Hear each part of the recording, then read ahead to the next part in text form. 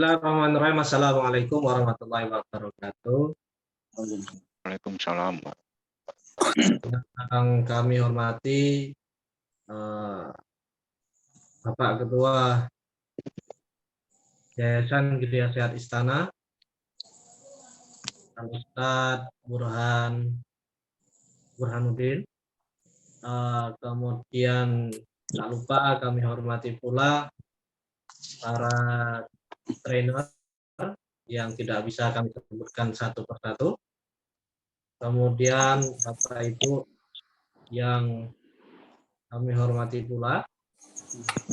Alhamdulillah Allah Subhanahu wa taala telah berikan kita nikmat yang mana nikmat ini sangat banyak. Salah satunya yaitu nikmat sehat, sehingga kita semua bisa berkumpul bertatap wajah di jejaring media via Zoom. Di malam hari ini, insya Allah materi kita adalah Ustadz Burhan yang nanti akan membawakan materi tentang titik sunnah dan teknik membekam. Untuk mempercepat kegiatan kita pada malam hari ini, langsung saja waktu dan jaringan saya persilakan pada Ustadz Burhan Al-Waqid Yahum.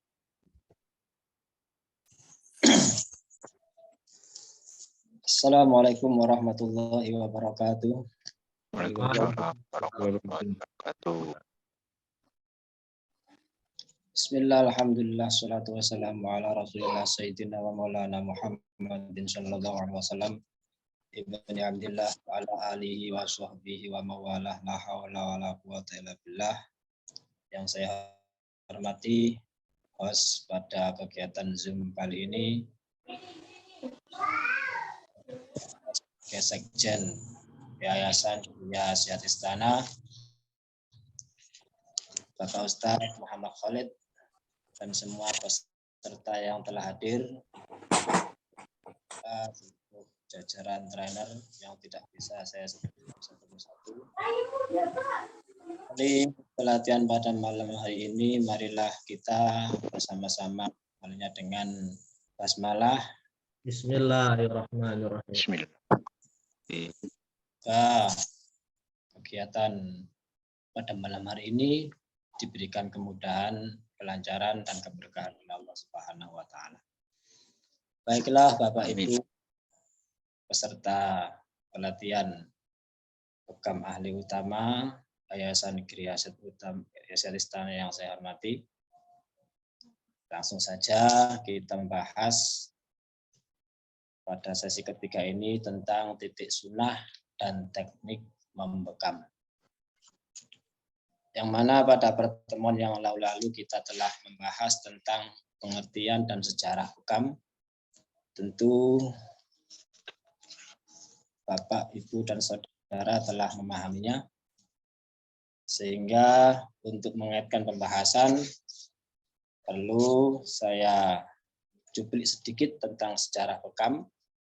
Yang mana kemarin dijelaskan bahwa sejarah bekam itu sudah ada sebelum Rasulullah Shallallahu Alaihi Wasallam diutus menjadi Nabi dan Rasul, dan dapat dibaca di buku bahwa sejarah bekam pada mulanya sudah ada mulai Nabi Lut, jadi ribuan tahun sebelum Masehi. Seiring perkembangan zaman tentu perkembangan alat dan teknik, tapi tetap saja intinya ialah mengeluarkan darah kotor, yang mana itu penyebab utama berbagai macam penyakit yang diderita manusia. Maka ketika Rasulullah Shallallahu Alaihi Wasallam diutus, tentu Rasulullah melihat perkembangan budaya manusia, baik dalam sosial, politik maupun kesehatan.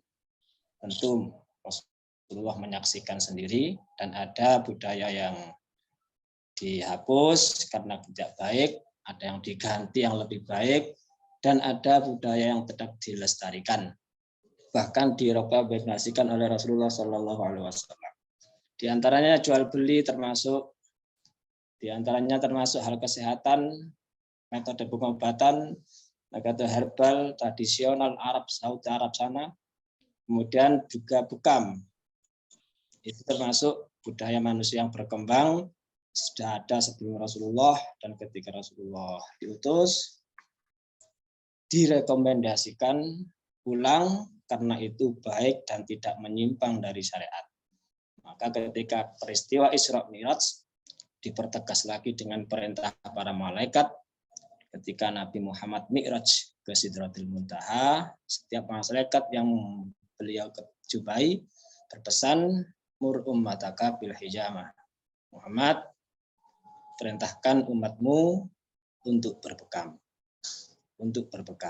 Nah, seperti itu.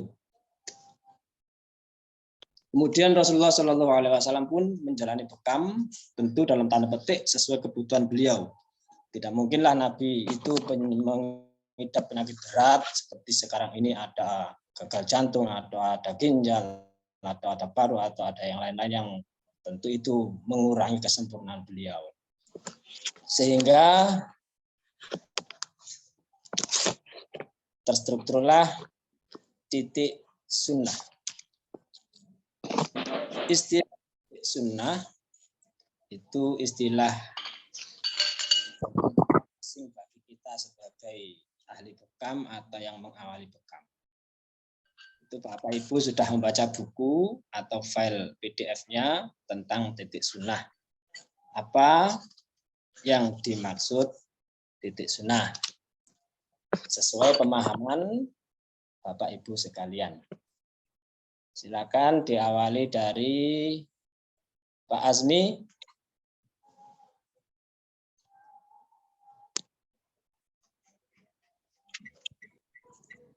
Menurut pemahaman panjenengan, Assalamualaikum. Masih perjalanan pulang ke Malang. Oh, yang lain Abu Fauzan. Saya menyimak aja. Dan Abu Fauzan, mungkin jenengan sudah membaca buku atau filenya sehingga dapat menyimpulkan apa yang dimaksud titik sunnah.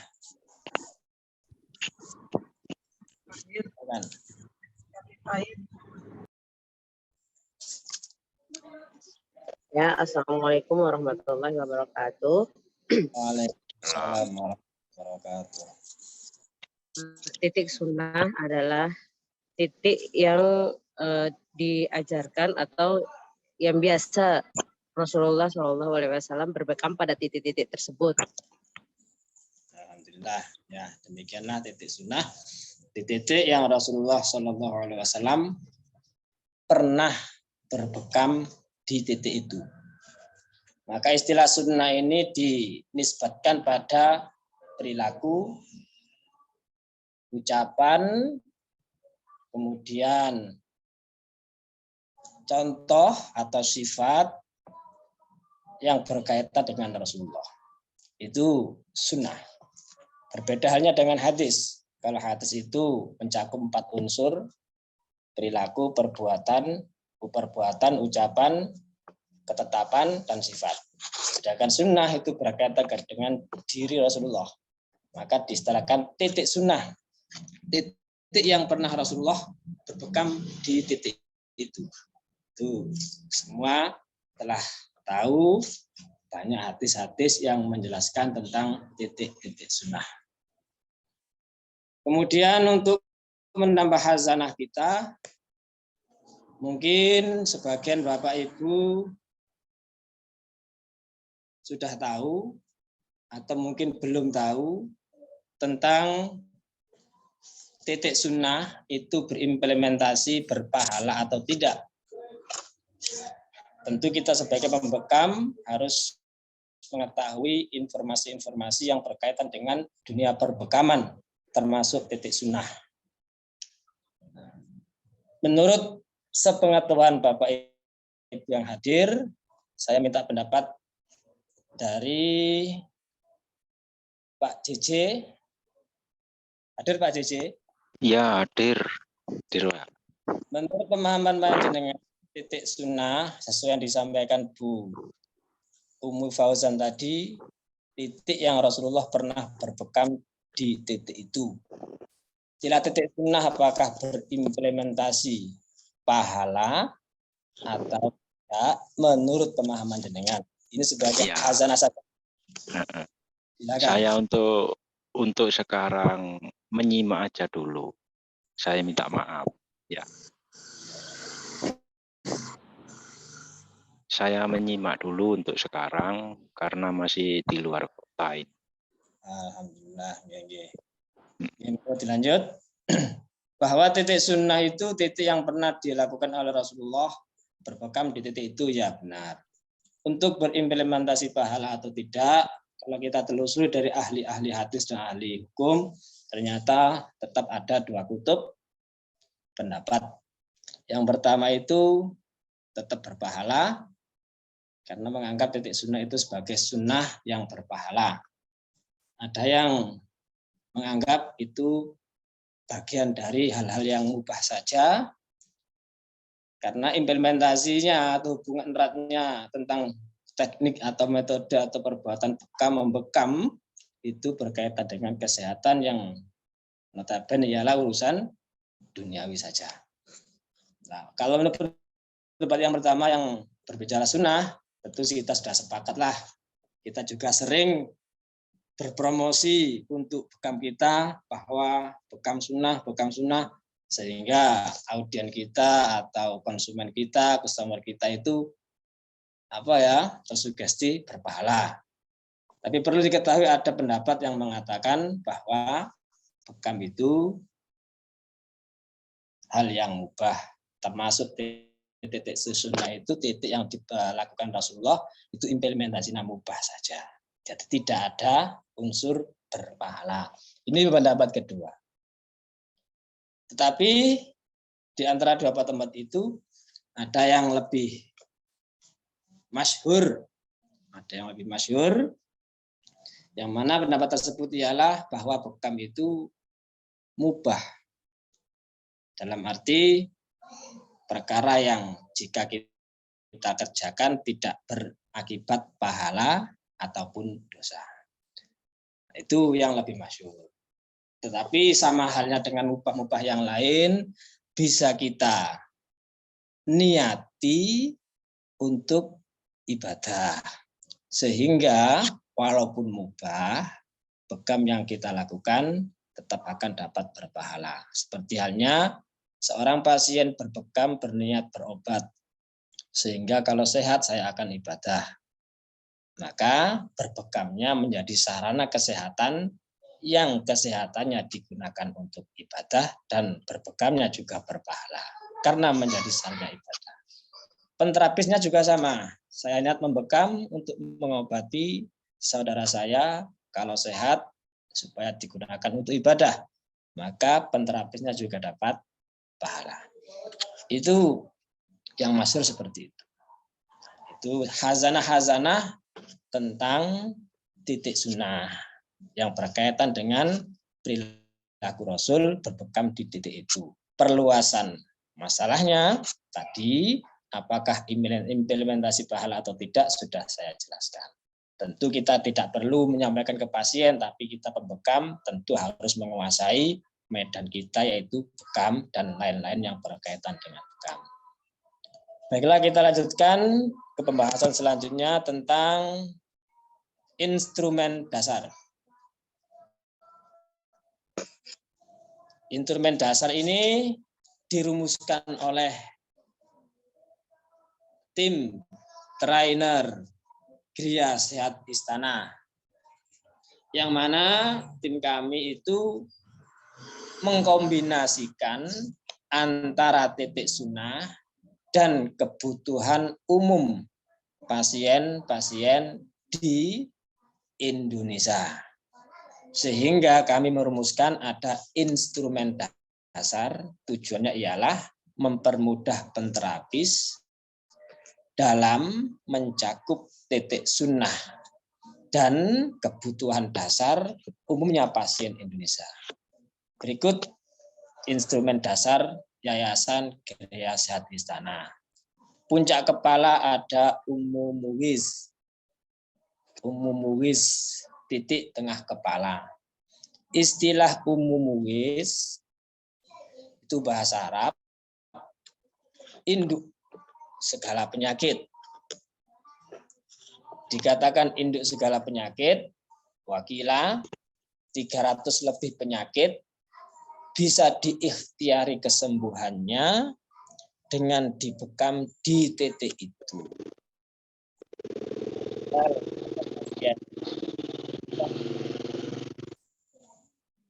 Bisa diikhtiari kesembuhannya di titik umumuwis, titik tengah kepala atas.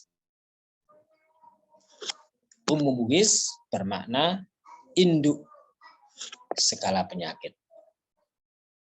Kemudian ke bawah ada akhda'ain, kedua urat leher kanan dan kiri. Kedua urat leher kanan dan kiri. Masalah peletakan pasnya mungkin beda pasien, beda panjang pendek lehernya. Ada yang leher panjang, ada yang leher pendek. Tentu itu tidak masalah bagi kita. Yang mana bagian leher tepat pada urat itu sudah masuk pada akhda'ain. Lebih efektifnya kita bisa tempel mendekati kepala. Sensasi rasa nanti dapat dirasakan.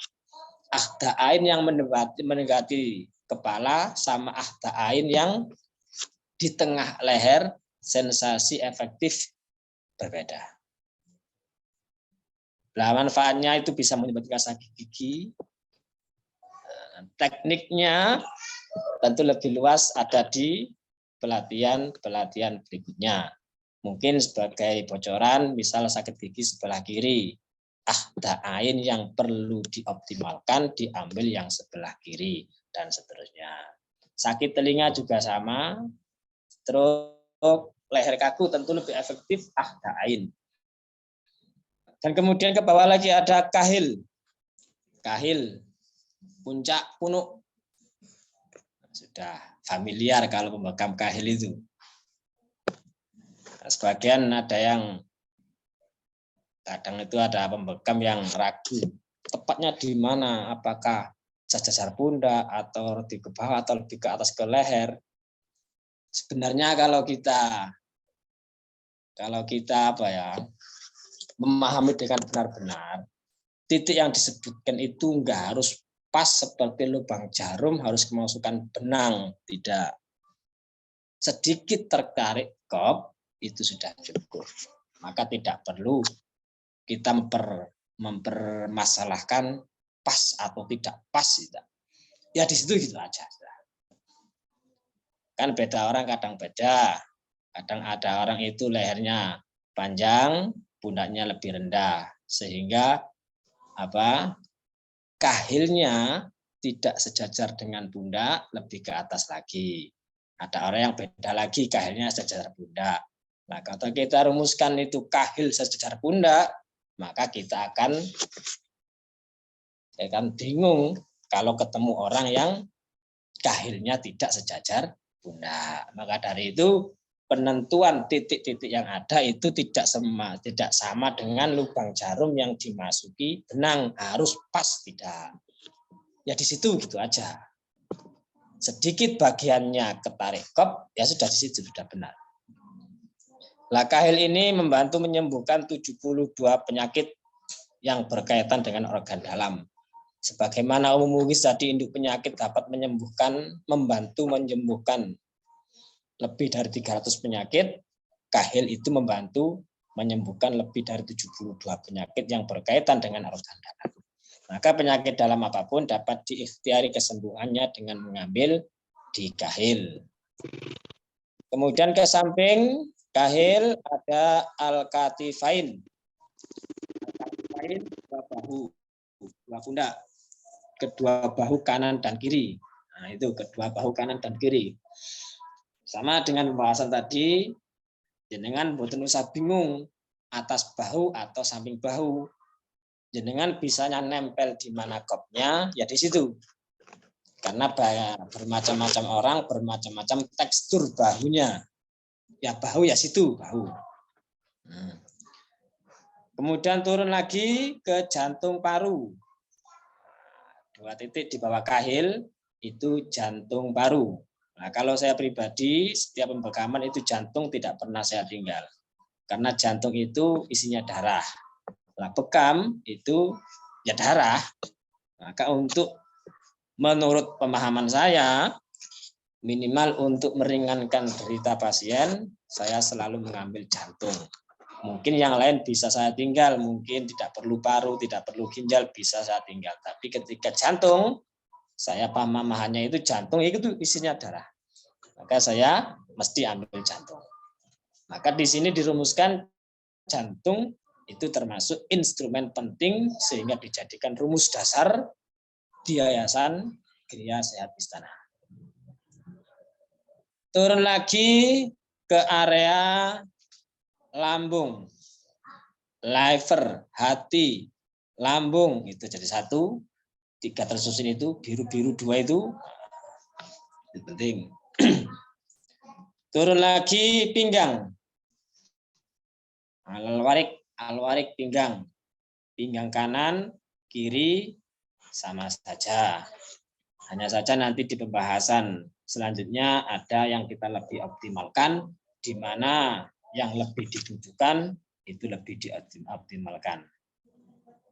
Titik ginjal sudah di situ antara warik turun lagi ginjal, kemudian turun ke kaki. Kaki kan panjang, ada paha, ada warik. Maka terserah mana yang dibutuhkan, di situ istilah kaki kena. Depan, belakang, samping kanan, samping kiri, istilah kaki atau paha tetap kena. Itu instrumen dasar Yayasan Gria Sehat Istana. Sekali lagi itu kombinasi antara titik sunnah dan kebutuhan umum masyarakat Indonesia untuk berbekam di titik-titik dasar tersebut. Untuk hal titik instrumen dasar, apakah ada yang perlu dibahas lagi atau kita lanjut? Bapak Ibu.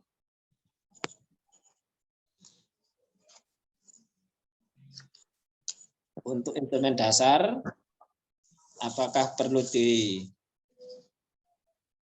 dijabarkan lagi? Bagian mana sudah? Perlu ditanyakan?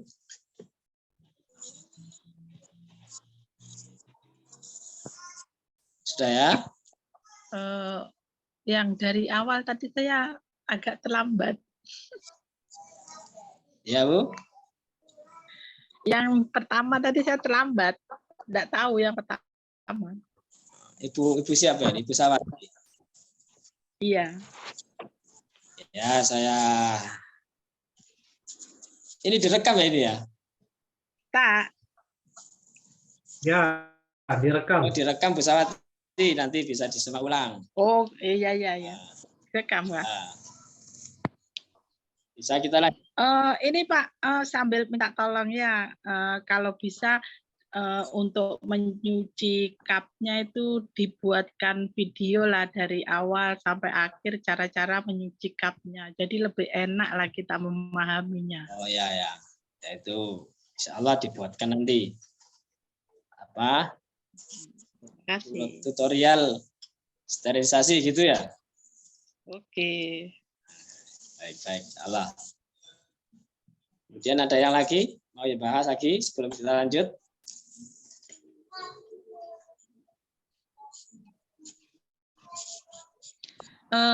Ini Pak mau tanya sedikit aja. Sebab begini loh, kalau di sini itu ini berhubungan dengan darah, masalahnya kan tiap orang itu kadang kita tidak tahu darahnya ada virus kah apa, kita kan nggak tahu. Untuk mensterilkan itu tadi, misalnya kita bekam orang sampai 2, terus untuk membersihkan cupnya itu caranya bagaimana supaya ada sebab kalau ada misalnya ada bakteri di cup nyucinya dengan tidak bersih kan kadang tuh orang habis di cup kena hepatitis, kena apa gitu loh. Jadi nanti minta tulisannya cara membersihkan cupnya yang bisa steril. Sebab nggak bisa nggak bisa hanya disemprot dengan alkohol saja. Kalau untuk membersihkan itu, mohon penjelasannya. Makasih. Ibu sesi kedua kemarin ikut apa tidak? Ikut, tapi karena susah di sini waktu itu line-nya nggak bisa, jadi saya nggak masuk. Begitu masuk sudah habis, jadi nggak tahu. Di antara Bapak Ibu mungkin ada yang mau membantu untuk menjelaskan sterilisasi di sesi kedua kemarin. Silakan. Maaf, saya soalnya masih baru. Mbak Eni, bisa dibantu? Ya. Assalamualaikum warahmatullahi wabarakatuh. Waalaikumsalam warahmatullahi wabarakatuh. Saya bisa barusan masuk ya dari tadi di perjalanan. Ya. Untuk sterilisasi itu biasanya kalau sudah di rumah itu ditiris terus diganti air sabun. Sabun itu bisa pakai Mama Lem kalau di sini, Mama Lem. Terus ditiris di tisu baru disemprot pakai alkohol. Nah, misalnya di tempat praktek, nah biasanya kan orang itu gantian gitu ya. Cukup dengan alkohol saja disemprot sampai bersih, itu saja sudah steril. Gitu saja yang bisa saya jelaskan. Assalamualaikum warahmatullahi wabarakatuh. Ya, terima kasih Bu Eni. Demikian Bu Sawati. Dari kemarin pembahasan sterilisasi itu ada sterilisasi dingin, ada sterilisasi panas, ada sterilisasi saat praktek. Dingin dan panas itu bisa dilakukan di rumah saat waktu senggang. Ketika kita sudah praktek selesai, kita bawa pulang. Setelah dibersihkan noda-noda darah, bisa direndam dengan cairan kaporit atau Baiklin. 30 menit kita tiriskan, kita ganti dengan cairan sunlight. Ngerendamnya setelah dicuci ya, setelah dibasuh dengan sabun. Merendamnya itu setelah noda darah dihilangkan dulu sehingga tidak tampak darah, kemudian direndam dengan cairan yang pada umumnya kita pakai Baiklin atau kaporit cair itu. Kemudian setelah itu 30 menit kita tiriskan, angkat, kita sunlight, kita sabun sunlight itu, kemudian kita airkan dengan air yang mengalir satu demi satu, tiriskan, keringkan, dan kembali. Untuk sterilisasi panas, yang pertama noda darah kita hilangkan dulu, kemudian air yang mendidih diangkat, kemudian direndam di situ, celup aja. Dan sunlight, air mengalir. Nah, untuk saat praktek, misalkan kita pasien lebih dari satu, mungkin bisa kita siasati, kita bisa sehingga tidak banyak kop yang tercemar. Kita bisa satu pasien air. Namun jika lebih dari 3, tentu kita akan butuh sterilisasi di tempat. Nah, ketika itu ya cukup dengan alkohol. Tekniknya sama. Noda darah dihilangkan dulu. Setelah hilang, semprot alkohol. Hilang, kalau saya ya, 3 kali biasanya saya. 1 untuk menghilangkan noda darah yang kasat mata. 1 untuk menghilangkan asar, istilah asar ini apa ya? Bekas. 1 untuk memastikan kesterilannya. Biasanya saya itu 3 kali alkohol kalau di tempat. 1 untuk menghilangkan nada darah yang kasat mata, kemudian kering, saya semprot lagi semuanya. 1 untuk menghilangkan bekas-bekasnya, mungkin bekas aroma atau anginnya. Yang terakhir untuk memastikan kesterilisasian alat. Sehingga biasanya saya itu 3 kali semprot alkohol kalau praktek sterilisasi di tempat. Nah, itu biasanya saya seperti itu. 1 untuk menghilangkan noda darah yang kasat mata itu, 1 untuk bekas bau atau uap anginnya, yang 1 untuk memastikan kesterilan alat. Itu kalau saya. Nah, semuanya itu bisa dipraktekkan di tempat praktek. Kalau memungkinkan dibawa pulang, ya bisa dipraktekkan sterilisasi panas atau dingin sesuai pembelajaran di pelatihan sesi kedua kemarin. Begitu Bu Sawati ya. Oke, terima kasih. Sama. Baik, Bapak Ibu bisa dilanjutkan ya. Bisa dilanjut ya. Siap, siap. Dilanjutkan ke titik sunnah 17 bagian belakang. Kalau di buku ada di halaman 21. Titik sunnah 17 bagian belakang. Tadi kalau di titik instrumen dasar, titik sunnahnya sudah tercakup. Ada umum mugis, ada akhta ain, ada kahil, ada katifain, ada kaki, dan lain sebagainya. Namun di pembahasan titik sunnah yang 17 belakang, ada penambahan titik di kepala, yaitu nakroh, kemudian koma 2, kemudian uzunain. Koma 2 itu belakang kepala ada tulang menonjol, itulah koma 2. Itu baik sekali dan efektif untuk ikhtiar penyembuhan gangguan penglihatan. Baik itu rabun, baik itu min atau plus, atau blawur, hal-hal yang berkaitan dengan penglihatan sangat efektif titik pegamnya di koma 2. Nah, ketika kita raba kepala kita yang belakang, dari atas leher naik, ada benjolan tulang belakang di kepala, itulah titik koma 2. Itu efektif untuk penyembuhan masalah penglihatan. Turun dari koma 2 ada uzunain, titik di belakang kepala. Untuk pengambilannya jenengan raba urat yang keras. Nah, bisa diraba sendiri. Belakang telinga ada objek yang keras di situ. Ada nakroh. Nakroh itu tengah leher. Itu untuk amandel baik. Hal-hal yang berkaitan dengan tenggorokan juga baik, dan lain sebagainya. Bisa dibaca di buku. Mungkin itu penambahan dari instrumen dasar yang telah kita bahas tadi pada pembahasan titik sunnah yang 17 di belakang tubuh. Kemudian ada betis, 2 titik.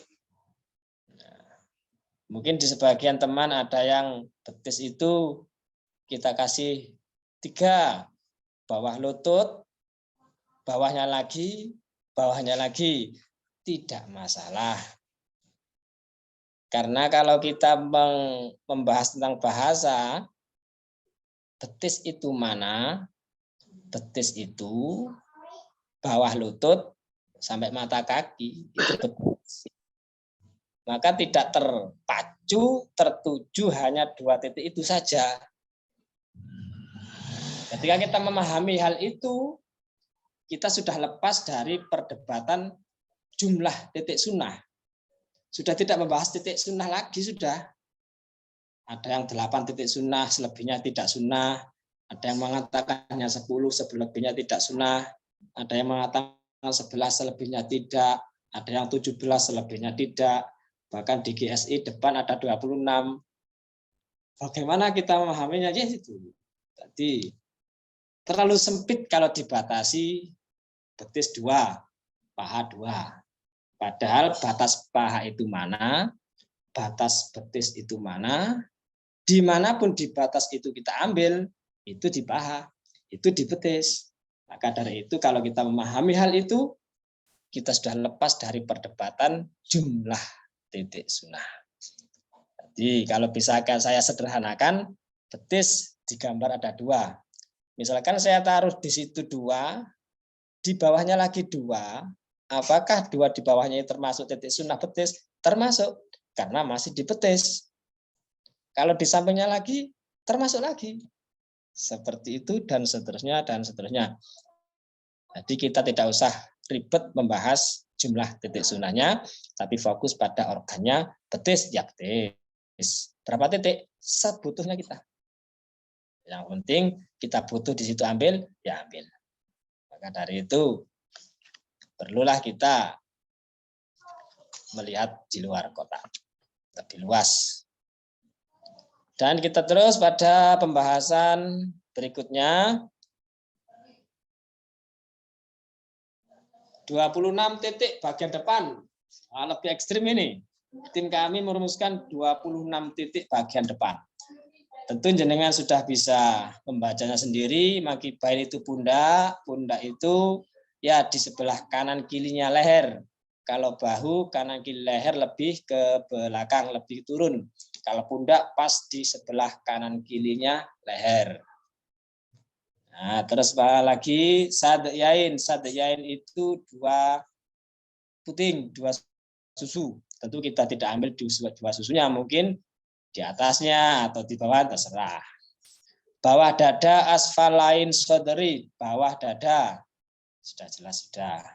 Wirkain, fakhdain, rukbatain. Nah, sebagai analogi saja, wirkain, fakhdain, rukbatain ini batas lutut sampai pangkal paha. Itu ada berapa titik sudah? Nah, cara menghitungnya kalau dihitung 1 bisa saja paha kanan kiri. Tapi ketika kita perluas paha depan belakang, sebelah kanan, sebelah kiri, luar dalam, lebih banyak lagi titik yang akan dihasilkan. Mengapa demikian? Karena tingkat gangguan kesehatan pasien itu berbeda. Kalau sekedar capek mungkin bisa kita ambil belakang paha 1 saja cukup. Sudah ringan.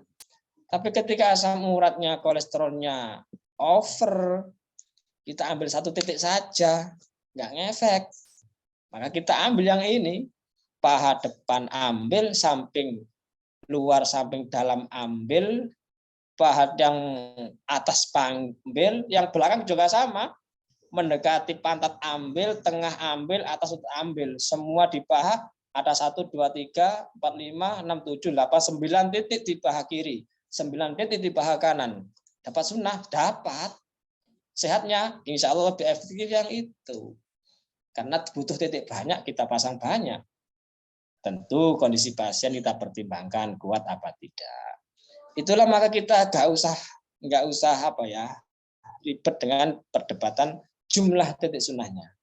Titik paha kita butuh mana, berapa, tentu penterapis lebih memahaminya. Itulah teknik dari Yayasan Gria Sehat Istana, berpikir luas dan cerdas. Jadi tidak usah mempermasalahkan jumlah titik sunnahnya, tapi keefektifan dari titik yang kita ambil. Sama dengan lutut. Kita butuh 3, ya ambil 3. 1 cukup, ya 1. Demikian dan seterusnya. Dan turun ke bawah ada dhahrul qadamain. Dhahrul qadamain, atas telapak. Di punggung telapak kaki. Itu sangat bagus bagi orang wanita yang biasanya ada masalah dengan datang bulan. Bagus bagi orang yang biasanya perutnya mudah begah dan lain sebagainya, bisa dibaca di buku. Dan itu 26 titik sunnah bagian depan. Sebelum dilanjut, apakah ada yang perlu dibahas lagi? Sudah jelas ya? Beralih ke titik kepala. titik depan atau muka. Ada umum wis, puncak kepala. Puncak kepala itu ketika kita tarik antara dua telinga ke atas, hidung ke atas, pertemuan 3 titik ini, itulah puncak kepala.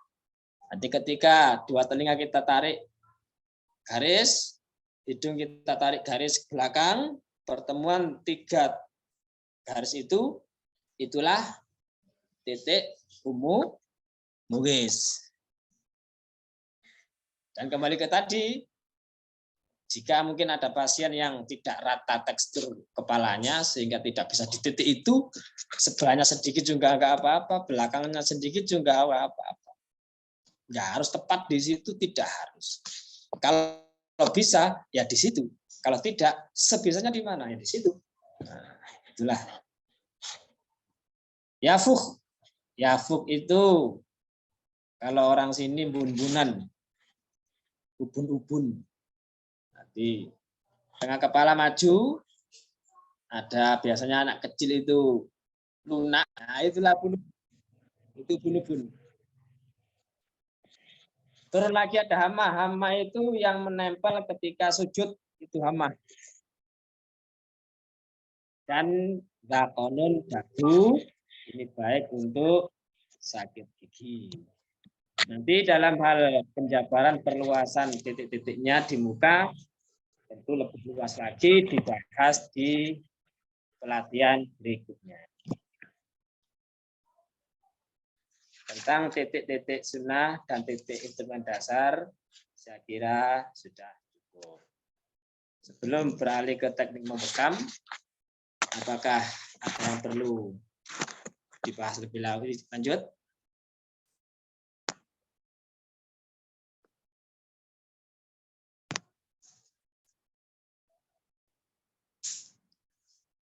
Sampun cukup jelas nggih?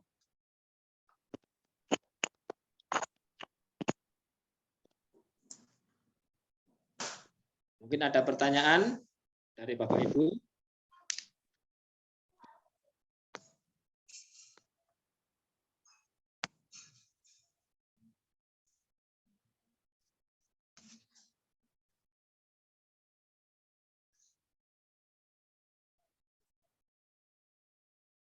Bisa dilanjut nggih? Ya, bisa Pak. Bisa. Silakan. Tapi untuk saya mohon maaf, mungkin bisa dilanjutkan oleh Mas Khalid, karena saya ditunggu oleh Pak Polisi, ngubui bekam. Maaf ya, dipanggil ke Polres Kota. Nah, tapi kan nggak ditangkap polisi kan? Iya, saya semayani nanti Pak jam 9 tuh dia telepon, dia ngebel. Nanti mohon maaf untuk sesi berikutnya yaitu teknik membekam. Saya mohon maaf supaya dilanjutkan oleh Mas Khalid. Ya. Pribadi saya mohon maaf atas kekurangan dan kelebihannya. Ya. Mohon dimaklumi, sama-sama belajar, semoga manfaat dan diberi Allah keberkahan kita semua. Amin amin ya rabbal alamin. Wassalamualaikum warahmatullahi wabarakatuh. Waalaikumsalam. Selamat tutur nggih. Oke. Monggo Mas Khalid. Lanjut nggih. Terima kasih banyak atas pemaparannya Ustaz Burhan. Tadi materi tentang titik sunnah. Alhamdulillah. Baik Bapak Ibu sekalian. Sekarang kita lanjut kepada teknik membekam. Teknik membekam. Jangan lupa, Bapak Ibu sudah punya alatnya belum ini? Insya Allah sudah, tapi cuma sedikit. Susah di sini mau beli yang bengkok susah. Oh ya, enggak apa-apa kalau belum punya yang bengkok. Saya juga belum punya yang bengkok, tapi ngakalinya pakai kop yang kecil. Kalau enggak bisa menggunakan hand body atau body lotion. Biar tak lepas ya. Iya, biar tak lepas. Kemudian Bapak Ibu sekalian, izinkan saya menyampaikan materi tentang teknik membekam. Yang pertama, apa saja yang perlu dilakukan sebelum membekam?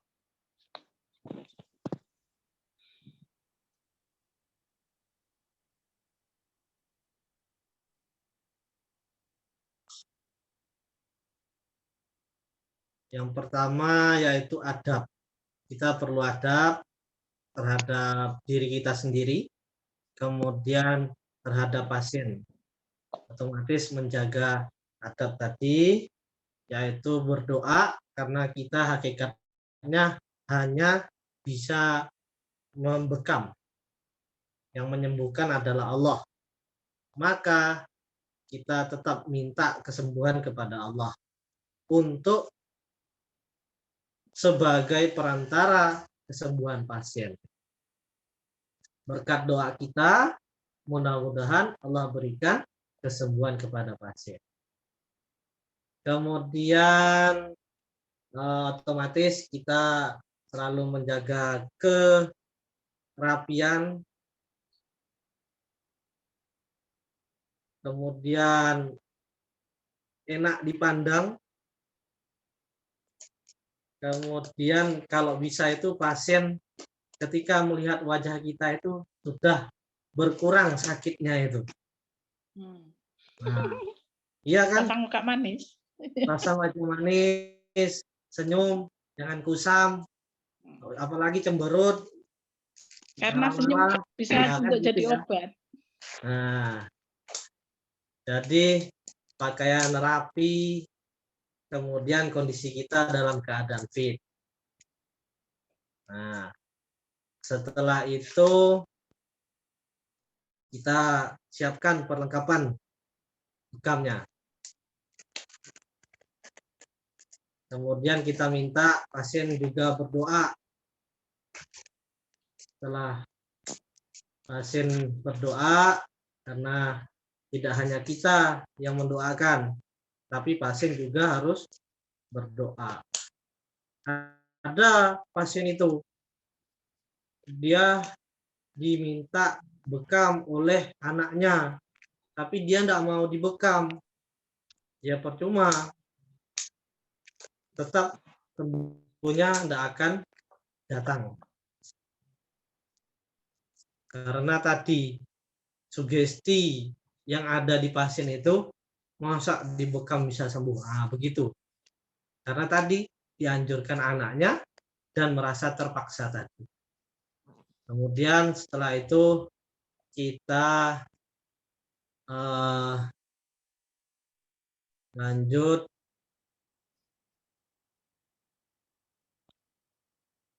ketika pasien ya, pasien otomatis juga saling menjaga adab. Kalau apa namanya kira-kira tidak layak, otomatis lebih baik kita tinggalkan atau kita tolak. Itu karena posisi kita itu hanya menterapis, bukan apa namanya membantu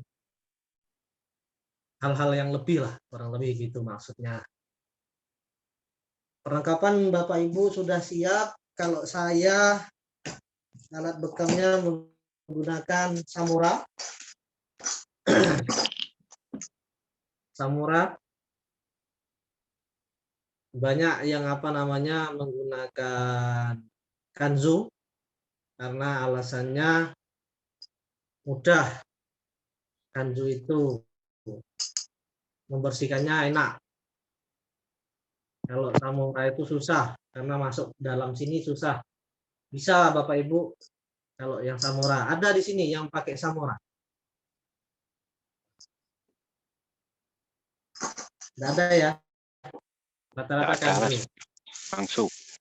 Ya. Kanzu lebih mudah dan sterilisasinya juga pakai sterilisasi dingin.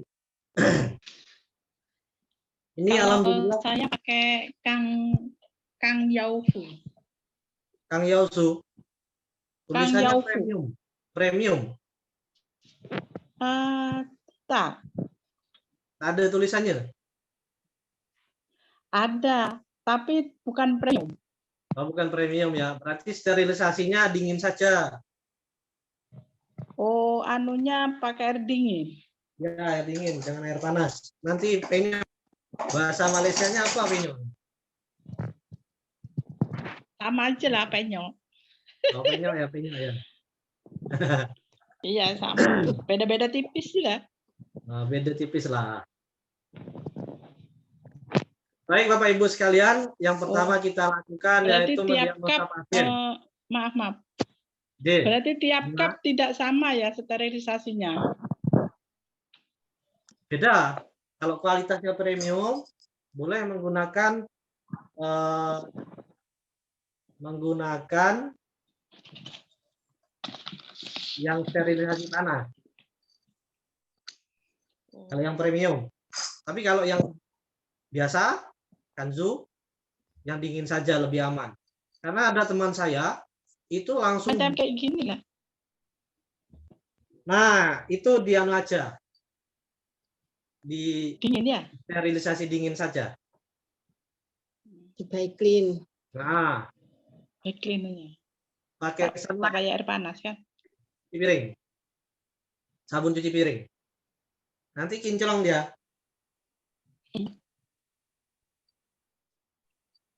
Baik Bapak Ibu sekalian, langkah pertama yang harus kita lakukan yaitu mendiagnosa. Mendiagnosa pasien bisa melalui tangan. Yang pernah kita dapatkan materinya, yaitu ketika materi sesi kedua. Atau bisa kita tanya dulu kepada pasien, keluhannya apa? Keluhannya di mana? Oh, keluhan saya di pinggang. Keluhan saya di kepala, leher, kaku. Nah, sehingga kita bisa fokus nanti menentukan titik-titiknya. Nah, kemudian yang kedua kita tanya adalah punya sakit yang menular apa tidak.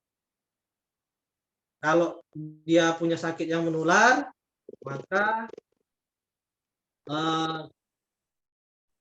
kop harus sendiri, milik pribadi. Contohnya penyakit yang menular apa aja? Kop yang menular itu HIV, kemudian hepatitis.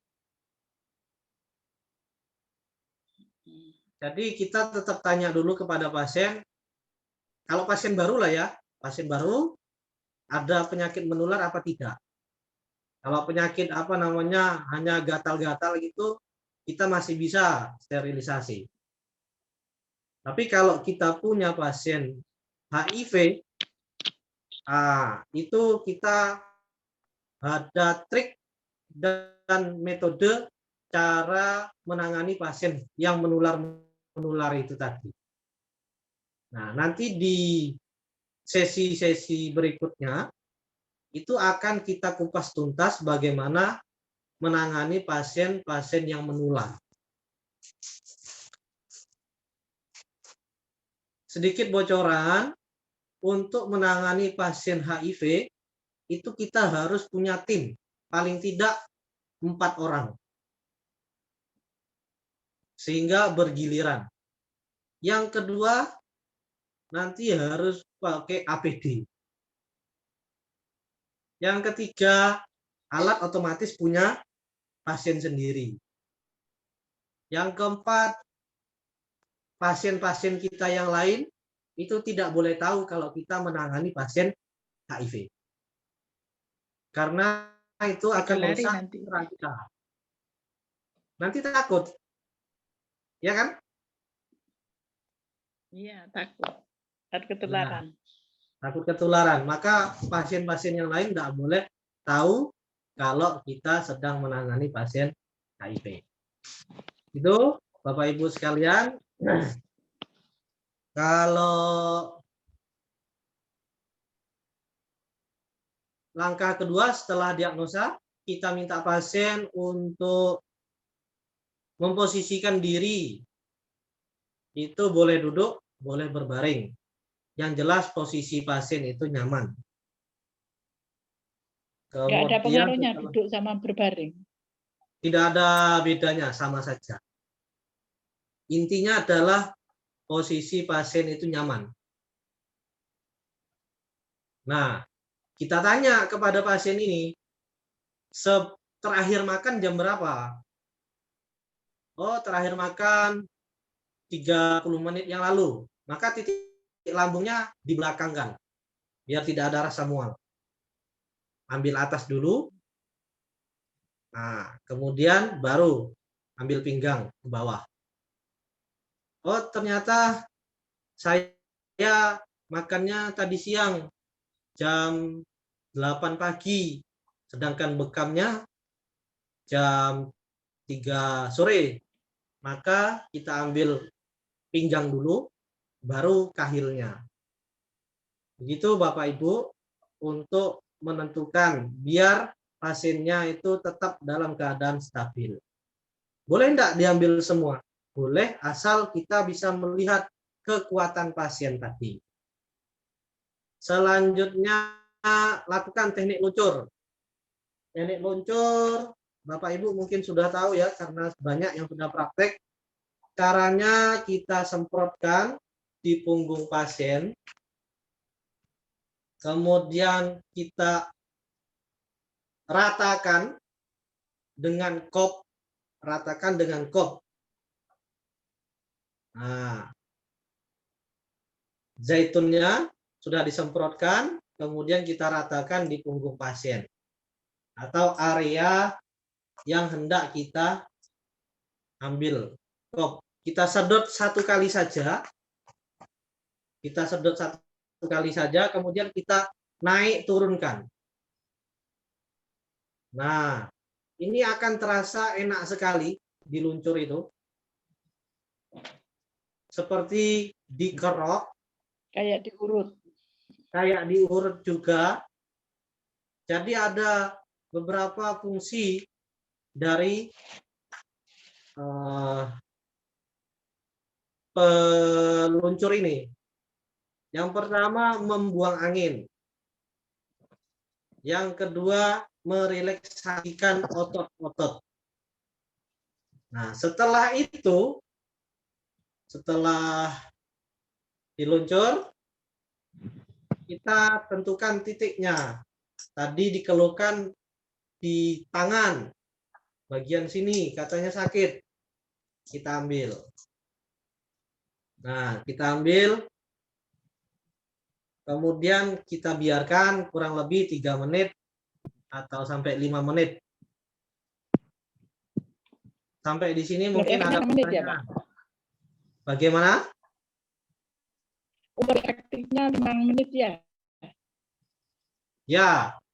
Jadi kita lihat. Terus ini 3 kalau atau 5 mau menit. nah, kalau mau bekam maksimal atau minimalnya setelah makan berapa jam? Tergantung keluhan. Tergantung keluhan pasien. Bisa cepat. Bisa lama. Kalau cepat, bagian punggung saja kurang lebih 20 menit selesai. Bagian punggung sampai pinggang lah 25 menit selesai. Tapi kalau full dari punggung sampai kaki itu kurang lebih 1 jam. Jadi tiap pasien itu keluhannya beda-beda. Nah, sambil menunggu kopnya matang atau siap dipantik, kita siapkan jarum. Jarum caranya kita putar, kita buka. Nah, ini dalam keadaan kosong ya pulpennya. Pulpen dalam keadaan kosong. Kemudian jarumnya G21. Ukuran G21. G21 ini standar untuk kulit manusia Indonesia. Kalau yang obesitas itu menggunakan G28. Nah, ini kita masukkan. Ini kita tekan dulu. Nah, nanti keluar, baru kita masukkan. Nah, sejajar. Kemudian ini kita pegang, baru kita putar. Setelah itu kita masukkan. Nah, Bapak Ibu sekalian, di sini ada cincin untuk menyetel panjang pendeknya jarum. Nah, kalau saya sih saya fullkan saja. Tetap saja saya fullkan. Nah, ketika sudah siap, kita lepas. Kemudian kita pantik melawan arah jarum jam. Nah, setelah pantik melawan arah jarum jam, kemudian kita kop kembali.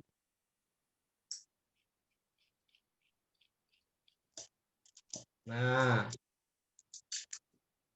setelah kop kembali, kita tunggu sampai darahnya mengental atau cairan plasmanya keluar. Nah, kalau sudah cairan plasma keluar, biasanya lama-kelamaan kalau tidak kita ambil bisa blister. Blister itu kulit yang melepuh. Pernah melepuh, Bapak Ibu? Pernah lah. Nah, seperti itu kulitnya nanti. Kalau kelamaan membekam. Kelamaan kopnya. Kelamaan ngekopnya itu. Maka kita harus selalu memantau sudah mengental apa belum darah yang ada di dalam kop. Sampai di sini Bapak Ibu mungkin ada pertanyaan.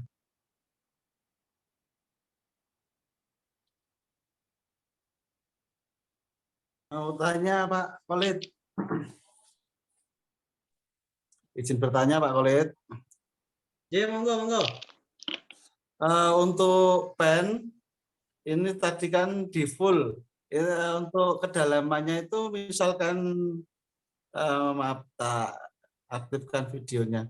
Kalau di full itu seperti ini semakin dalam atau kedalamannya lebih dalam atau lebih apa gimana? Ya, kalau dia full otomatis lebih dalam. Oh. Dan darahnya juga banyak yang keluar kalau full. Tapi kalau Terasa lebih sakit. Ya. ya otomatis terasa lebih sakit. Tapi kalau pasiennya yang obesitas, kita tidak punya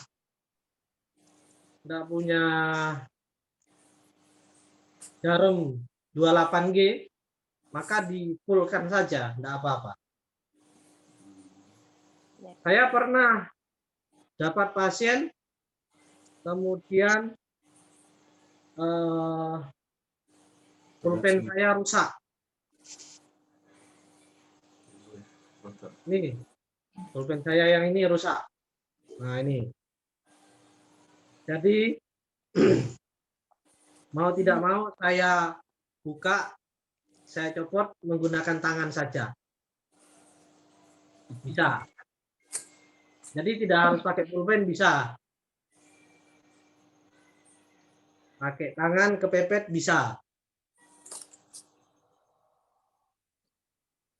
Masukkan jarum itu ditekan ya Pak ya? Ya, ditekan, masukkan sampai mentok dia. Ini ya? Ya, sip. Tapi tidak bisa masuk. Sejajarkan.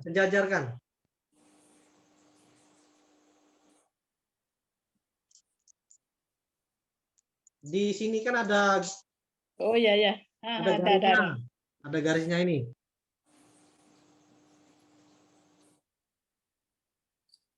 Nah, disejajarkan. Kelihatan ya? Yang besar lah, Pak. Ya.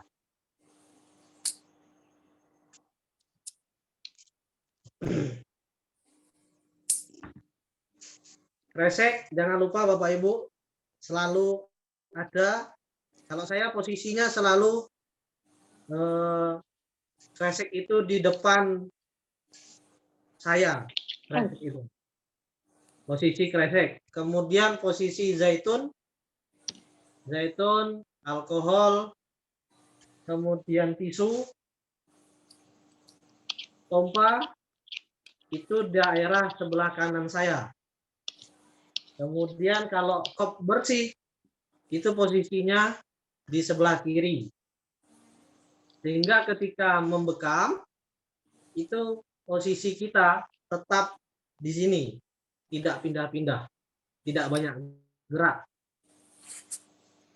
Tujuannya, yang pertama, tidak merasa capek. Yang kedua, posisi kita sangat nyaman sekali. Ada pertanyaan lagi Bapak Ibu? Sudah bisa Bu Saswati? Ini lagi nyoba jarumnya. Ini Oh, ya. cara matenya apa? Cara mate ininya anu ya. Pak, terus ditekan ya, Pak ya? Cara mantiknya jangan sekali tek, bukan. Mantiknya harus cepat. Gimana? Nah, Oh, begitu. Terus ini ujungnya kena anu ya, miring atau tegak? kalau miring bisa. Cuma nanti akan membekas warna hitam di kulit. Oh, berarti harus Karena tegak ya? darahnya tidak keluar tuntas. Kalau tegak bisa, cuma agak sakit. Ya itu, nyoba kok sakit tadi. Kalau saya tegakkan, cuma ketika melingkar itu kadang saya angkat. Sehingga agak naik turun begitu. Oh, agak menganggang itu ya? Ya, mengambang dia Dari nanti. kulit nggak terlalu nempel, mengambang, nggak terlalu nempel ya? Ya, tidak menempel, pas. Sehingga ada yang kena, ada yang enggak, ada yang kena, ada yang enggak, begitu. Sehingga tidak begitu sakit dia nanti.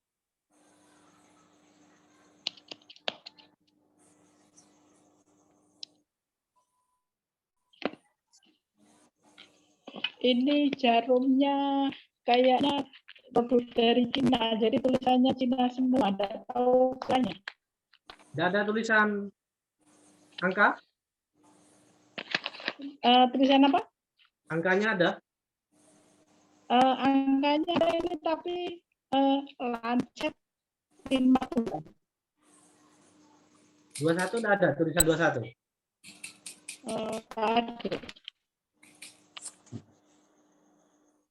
Ada.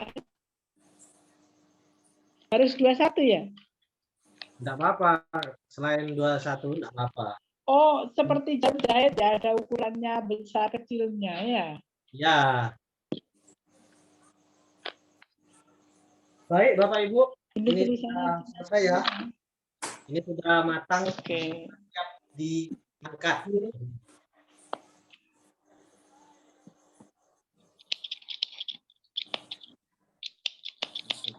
Jadi tisu dilipat ya, dilipat seperti ini.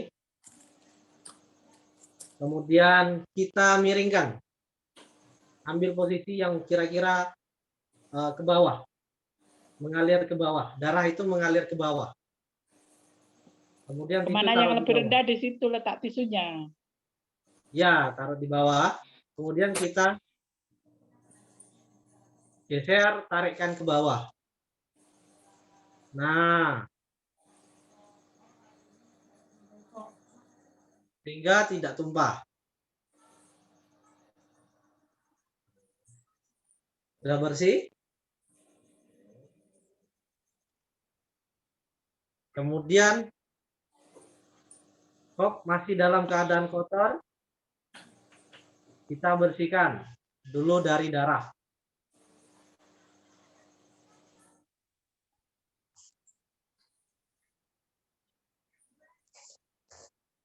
Setelah dibersihkan dari darah, Kalau boleh tanya? Kalau apa? kalau habis dikop itu mesti ada bekas merah ya, Pak ya? Tergantung, Bu. Kalau kiranya pasiennya ada keluhan di organ dalam, maka warnanya bisa ungu, bisa hitam pekat.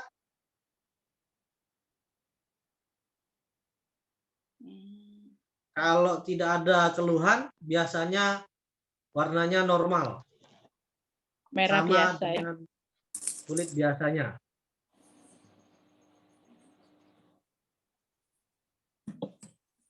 Nah, ini Bapak Ibu sekalian, ada kasus darah masih nempel di sini. Mau dibersihkan tidak bisa, maka kita lepas. Nah, kita lepas. Bisa kita lepas. Kemudian kita semprotkan alkohol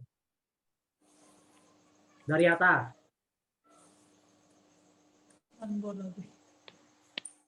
Nah, semprotkan.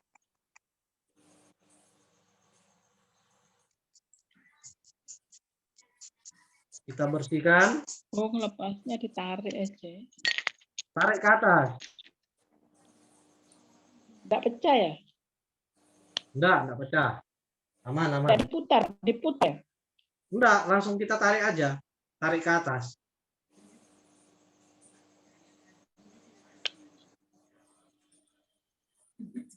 Mungkin karena enggak sama kali mereknya ya. Jadi susah kali Susah ya itu? ke atas.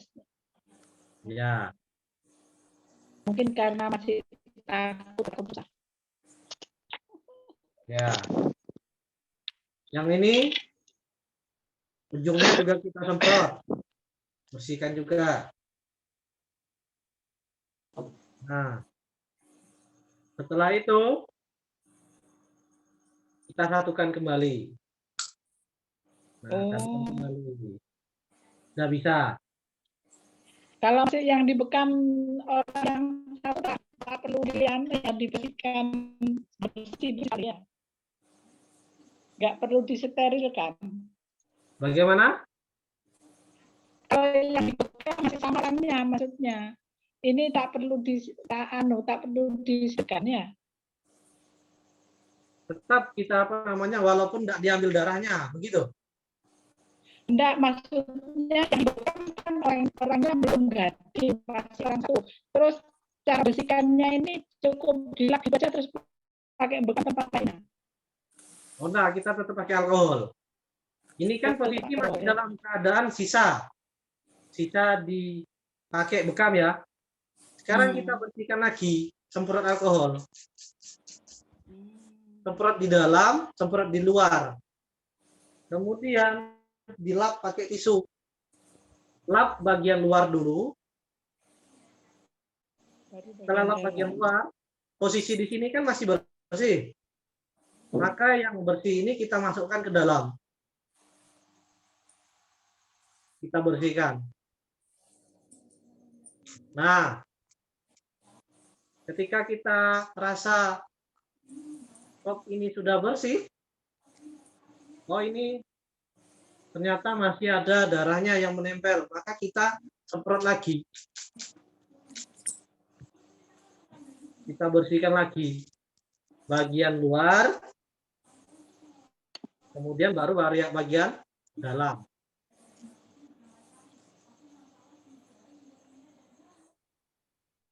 Nah, setelah kita cek dan kita pastikan betul-betul tidak ada lagi noda darah, berarti ini sudah siap dipakai untuk pasien berikutnya.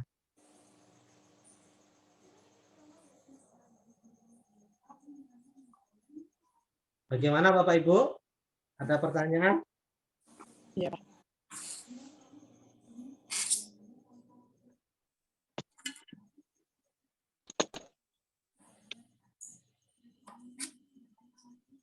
Kok bagian pantai sudah dipantai jika sudah saya. Nah, posisi pasien ini kan belum kita oleskan zaitun. Nah, kita oleskan zaitun dulu. Nah, kita oleskan zaitun. Kemudian kita ratakan bekas pantikan itu tadi, bekas kopan tadi dengan kop juga. Bukan dengan tangan kita, tapi dengan kop. Tujuannya apa? Agar darahnya tertutup, tidak mengalir lagi. Sampai di sini ada pertanyaan Bapak Ibu sekalian?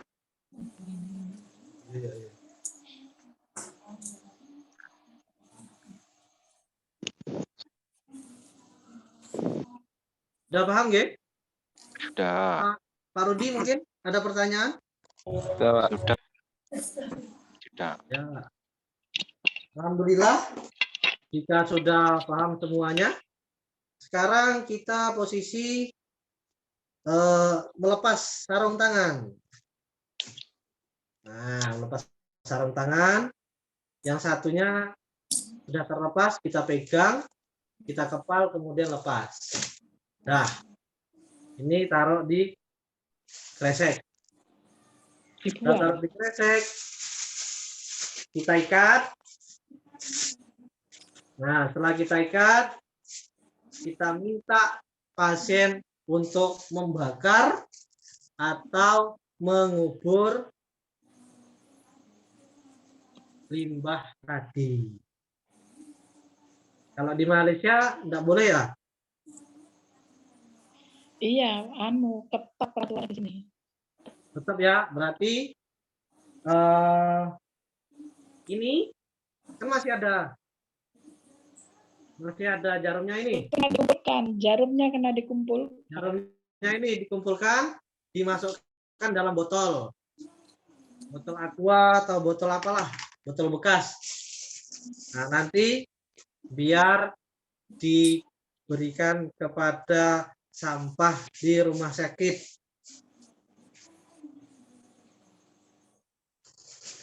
Kalau di Malaysia namanya rumah sakit apa? Rumah sehat? Klinik, hospital aja. Hospital. Oh, hospital ya, bahasa Inggris. Ya. Baik Bapak Ibu sekalian, untuk praktek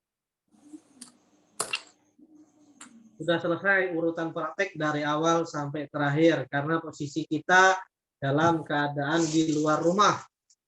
Nah, di rumah pasien.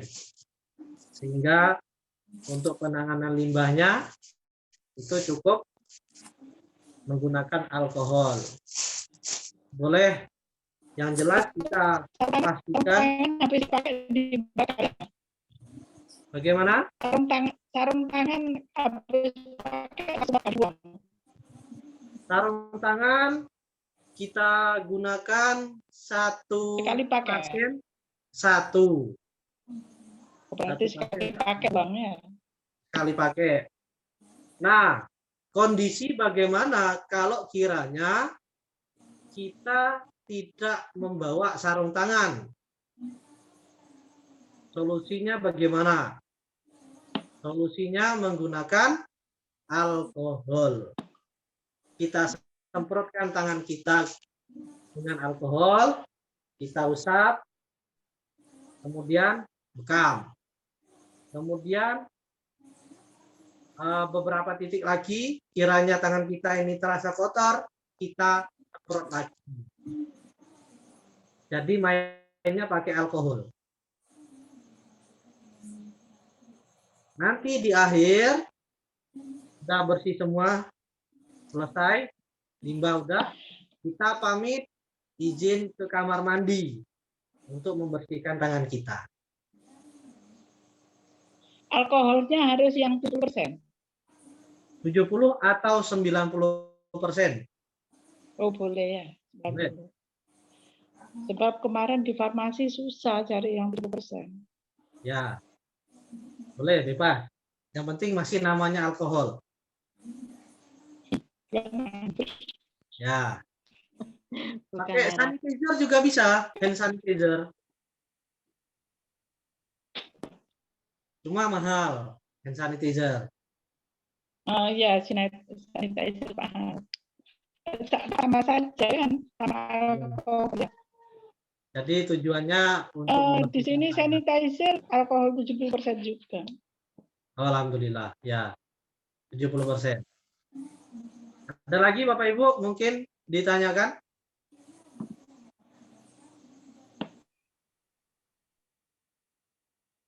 Tidak ada? Sudah, Pak. Untuk meratakan minyak jagung itu pakai kop aja, tak payah pakai tangan kan ya. Pakai kop saja. Jadi usahakan tidak ada sentuhan fisik, Tangan. tapi yang menyentuh itu perantaranya kop.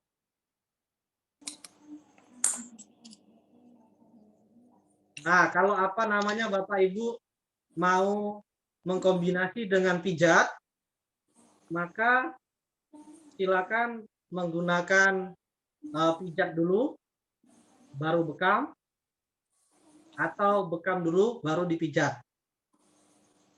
Gitu. Kalau Kalau dikombinasi, dipijat dulu mungkin darahnya lancar ya. ya. Tapi biasanya kalau saya itu prakteknya bekam saja. Kalau apa namanya ada yang minta pijat, di lain waktu kalau ada waktu silakan pijat saja atau bekam saja. Karena beda tarif, enggak sama. jangan digabung. Kalau digabung nanti beda tarif. Iya, double nanti tarifnya. Pijat sama Iya. bekam. Waktu yang kita habiskan juga lama. Bapak Ibu sampai di sini ada pertanyaan lagi? Sebelum pengumuman?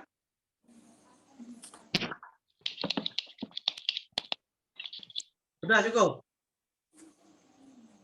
Insya Allah cukup. Bu Siswati sudah bisa prakteknya? Belum pernah praktek. Nanti kalau mau praktek dengan Bu Eni. Oh ya, siap. Baik Bapak Ibu sekalian, insya Allah besok malam kita adakan ujian tulis, ya, ujian tulis. Jadi nanti materi selama 3 sesi ini kita ujikan.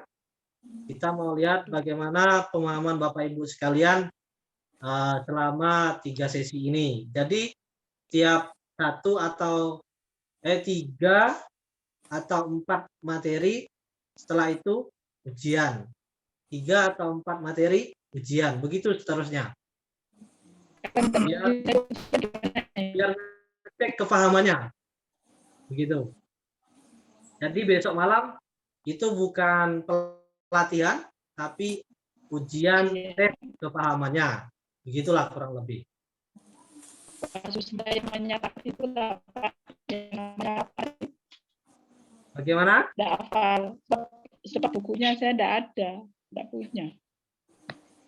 Tiap pelatihan, setelah pelatihan ini kita kirimkan filenya. Bukunya juga sudah kita kirimkan lewat file juga ada. Sudah dapat? Sudah dapat file tapi belum di print. Oh ya, belum di print. Ya. Nah,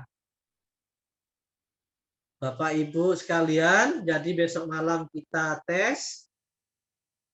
Kemudian nanti pakai medianya kuisi kayak kemarin itu, kurang lebih pilihan ganda. Tinggal pencet tek sudah muncul nilainya. Tapi waktu itu saya susah masuk ikutan itu apa soal. Ya, enggak apa-apa, nanti kita jika ada permasalahan nanti kita bantu untuk bagaimana login-nya. Kemarin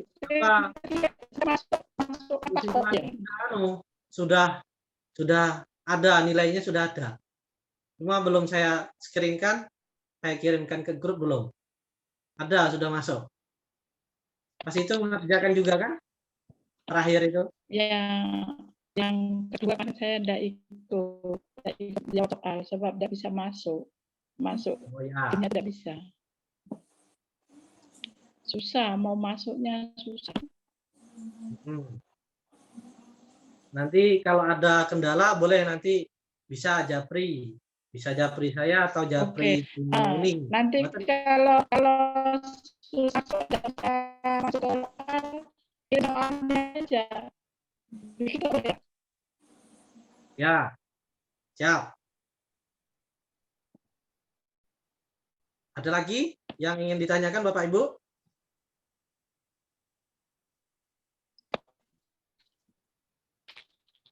Tidak ada?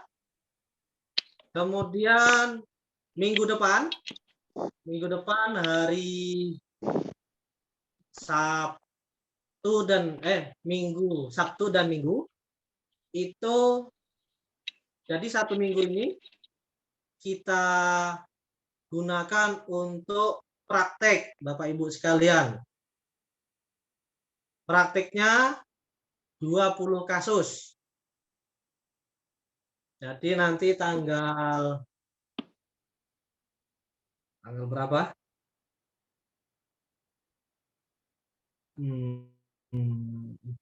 Bentar. Saya cekkan di tanggalan dulu. Diri saja ya. Di sini Ya, tadi sudah saya kirimkan itu. Tanggal 11, 12 itu tidak ada materi, jadi bukan berarti libur.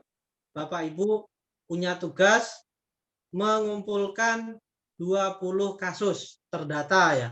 Jadi ditulis pasien ini namanya siapa, kemudian keluhannya apa,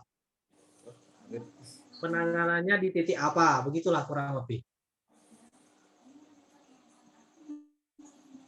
Kalau kayak saya juga ngumpulkan. Gimana? Saya juga ngumpulkan, seperti ada prakteknya. Iya. Karena kita setelah ini, kalau selesai 4 bulan pelatihan ini, kurang lebih 36 kali pertemuan atau 40 kali pertemuan itu, 40 sesi, sudah selesai, kita akan minta Bapak Ibu mengumpulkan 100 kasus. 100 kasus penanganan bekam. Nah, untuk 100 kasus itu sudah dicicil 20 kasus ini. Jadi tinggal 80. Besok lagi 20 lagi, tinggal 60, begitu dan seterusnya. Sehingga pada saat kita minta 100 kasus, itu sudah siap dan siap diuji kompetensinya. Uji kompetensinya itu live streaming. Live streaming jadi video Kalau call. macam saya ini macam mana nanti, Pak? Nanti bisa hubungi Bu Eni. Nanti Bu Eni aja ya. itu Lebih enak Bu Eninya. bisa lihat apa namanya, bagaimana prakteknya. Nah, nanti Ibu Eni tinggal store nilai bagaimana hasilnya. Begitulah kurang lebih. 20 kasus itu 20 orang, Pak Khalid. Satu orang bisa beberapa kasus, Pak. Kasus penyakit apa gitu maksudnya. Ya, jadi katakanlah keluhannya saya lutut, pinggang, leher. Itu sudah masuk 3 kasus, Pak. Oh, gitu. Misalkan Jadi nanti Bapak 20 20 kasus itu satu orang enggak apa-apa ya, Mas. Pak saya kan enggak punya pasien. Belum punya pasien. Sama. Bisa. Nanti teman Saya malah Harganya tidak diambil bisa satu ini. orang. Bisa. Bisa itu. Macam saya kan tidak bisa, Pak. Ya, enggak apa-apa, Bu. Hari ini, hari pertama, bagian tumit. Hari kedua, telapak kaki. Hari ketiga, Oh. telapak tangan. Begitu dan seterusnya.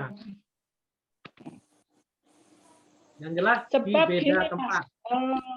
Maaf, sebab gini, saya ini kalau mau bekam diri saya sendiri, tidak berani ke rumah majikan. Saya mau bekamnya pas waktu saya cuti.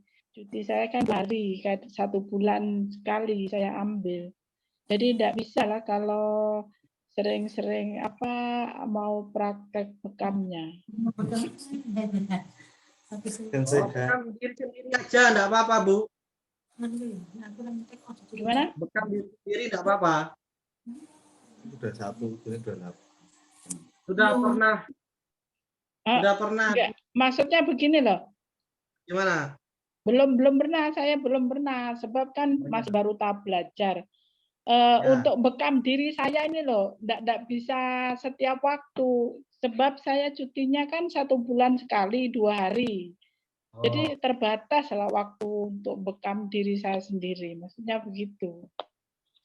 Enggak apa-apa, Bu. Bekam Ya pasti. titik saja. 1 titik saja. Iya, full. pasti istirahat. Gitu ya. Pas istirahat, bekam 1 titik. Kayak saya tadi. Saya seperti baby lah. Di sini saya jaga baby, tidak bisa.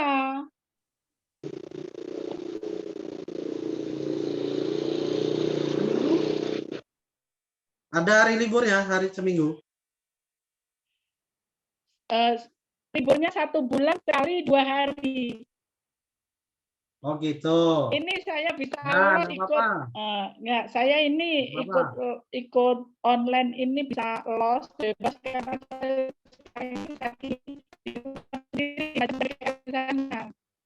Ya, berarti nanti langsung 20 titik berarti pas libur.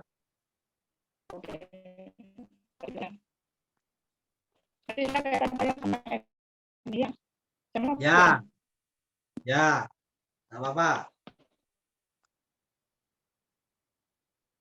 Jadi Bapak Ibu sekalian, nanti kita materi lagi tanggal 18, materi ke-4, insya Allah materinya titik stroke yang akan kita bahas. Nah, karena kalau titik darah tinggi itu di leher ya, Pak? darah tinggi itu bisa di leher. 2, kiri kanan. Ditambah di kahil. Itu insya Allah sudah enteng itu. Di kahil ini yang ini Kak, di bawah leher ini Kak, di Ya, atas ini. Punuk itu ya. Ya, di punuk. Nanti saya tanya sama Bu Eni lah, kita bebas. Ya. Ya, siap. Nanti Bu Eni bisa bantu menjelaskan lebih detail insya Allah. Karena sesama ibu itu biasanya lebih saling memahami. Umu Fauzan juga nanti bisa Tetap kalau di rumah ketemu Bu Eni. Bu Eni juga. 24 jam siap. Nah, ya, beliau juga sudah menyanggupi. No Baik Bapak Ibu komisi sekalian, tadi ya. ada lagi yang ingin ditanyakan sebelum kita cukupkan? Saya cukup. Sudah Pak, sudah selesai semua. Ustaz, Mungkin sebentar yang ya, Pak, lain. Mana Pak Arif? Ya, Ustaz, kalau titik bekamnya yang ada orang tidurnya itu tidurnya itu kayak orang sini bilang kebluk gitu. Itu terlalu banyak, bukan kurang tidur tapi kebanyakan tidur. Itu titik bekamnya di mana ya, Ustaz? Di Umu. Di Umu. Saya pernah Saya pernah praktek di UMU ini 3 hari 3 malam tidak bisa tidur.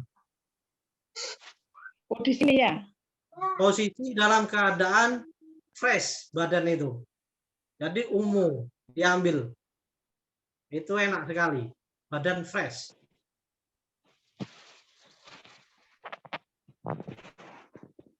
Kalau kurang boleh Saya tidak ditambah pernah ada itu. di koma 2 belakang. Belakang. Nah, itu tambah fresh lagi dia nanti. Pak Khalid, kalau Pak Khalid, kalau yang di UMU ada maksimal petik apa cetetan apa namanya? Ketikan jarumnya berapa kali ya maksimal sama 35? Oh, sebenarnya Pak Farid, untuk pemantikan itu tidak ada batasan. Mau berapa saja boleh. Cuma untuk kasus diabetes itu tidak boleh banyak pantikannya. Paling 15. Maksimal itu 15 pantikan lah kurang lebih.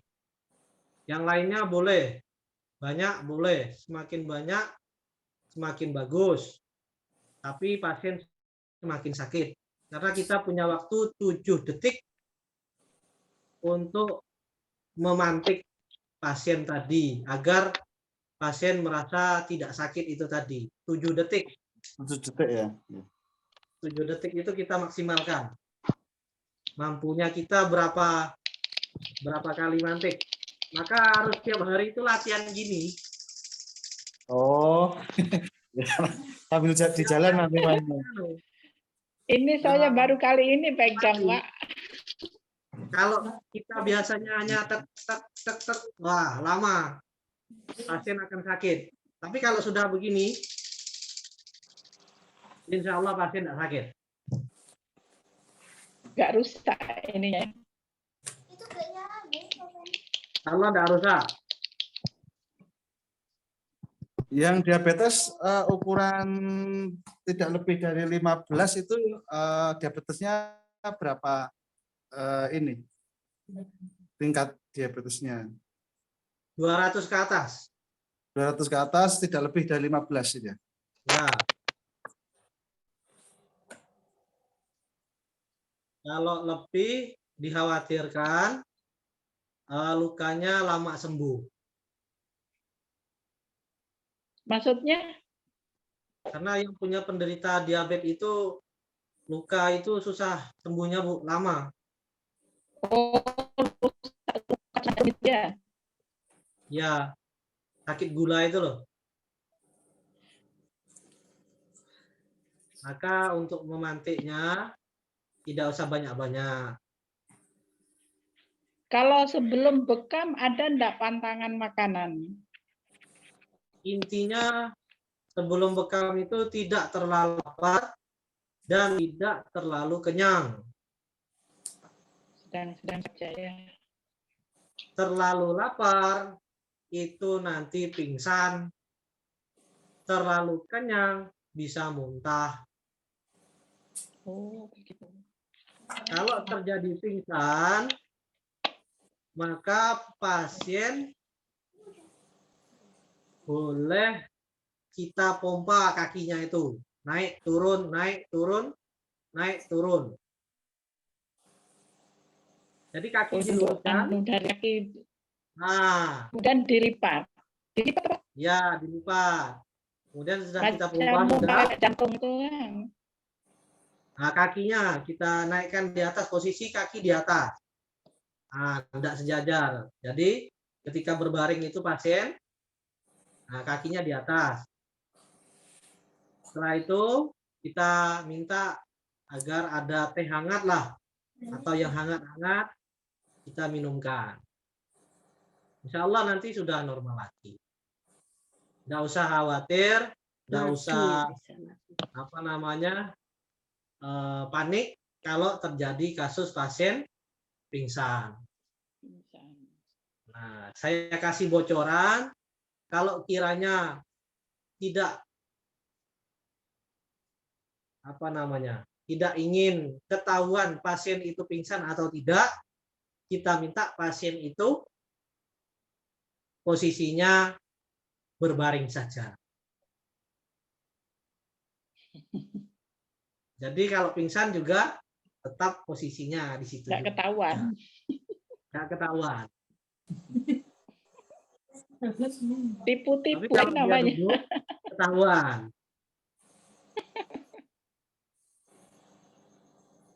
Itu Bapak Ibu sekalian.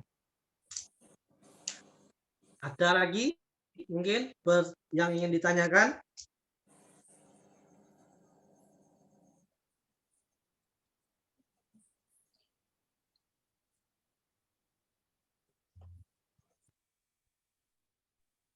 Apa? Saya cukup lah. Cukup. Pak Farid, ada lagi? Sementara sudah. Sudah ya? Ya, cukup Ustaz, cukup. Terima kasih. Alhamdulillah. Insya Allah nanti rekaman akan saya kirimkan linknya ke grup ya. Ini nanti akan kita upload dulu ke YouTube. Begitu Bapak Ibu agar HP-nya tidak penuh memorinya. Jadi bisa lihat di YouTube. Insya Allah. Begitu kita cukupkan. Terima kasih banyak atas waktunya Bapak Ibu sekalian. Kemudian saya ucapkan terima kasih banyak juga kepada trainer. Mudah-mudahan Allah berikan keberkahan bagi kita semua. Amin.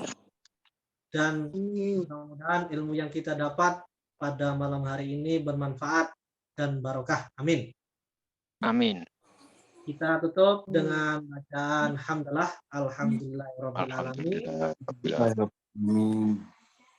Sekian, wassalamualaikum warahmatullahi wabarakatuh. Waalaikumsalam warahmatullahi wabarakatuh.